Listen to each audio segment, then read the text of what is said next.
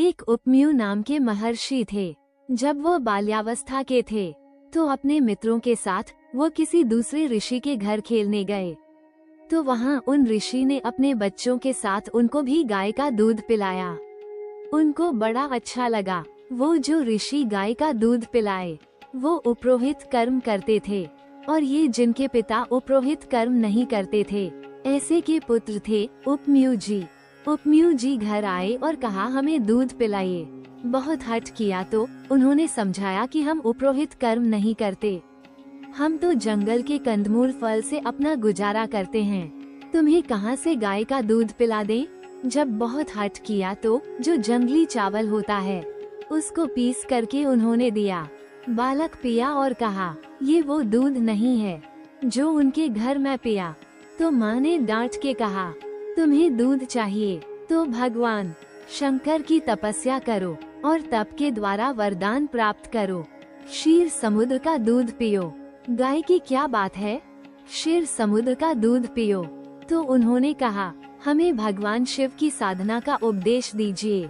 तो ब्रह्मा ऋषि थे उनके पिता, उन्होंने उनको दीक्षा दी भगवान शिव की और आराधना बताई। तो उस समय उपम्यू जी ने दाहिने पैर के अंगूठे केवल खड़े होकर हाथ उठाकर के भगवान शिव का मंत्र जपे।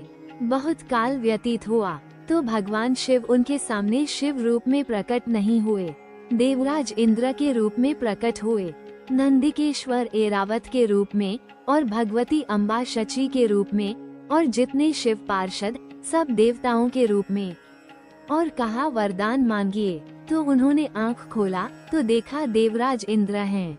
तो प्रणाम किया और कहा देवराज इंद्र मुझे आपसे कुछ नहीं चाहिए, मैं भगवान शंकर का भक्त हूँ, मैंने भगवान शंकर की आराधना की है, मुझे जो कुछ चाहिए वो शंकर जी से चाहिए।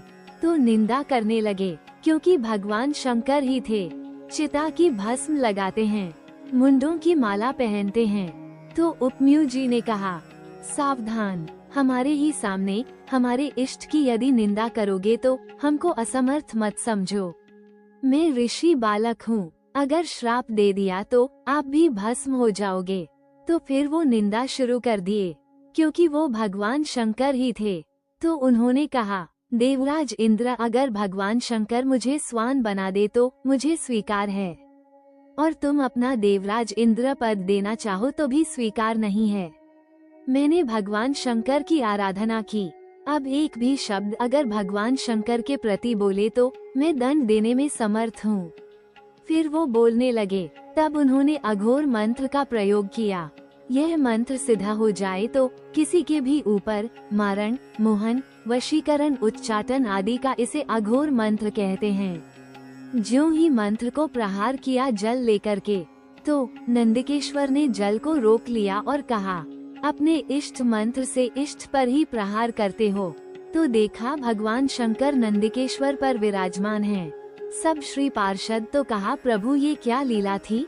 तो महादेव ने कहा मैं तुम्हारी अनन्यता की परीक्षा ले रहा था, तुम अनन्य निकले, इसलिए जाओ, रोज तुम्हें क्षीर समुद्र का दुग्ध मिलेगा, और जिस समय तुम मेरा ध्यान करोगे उसी समय मैं तुम्हें दर्शन दूंगा। बहुत वरदान की झड़ी लगा जी।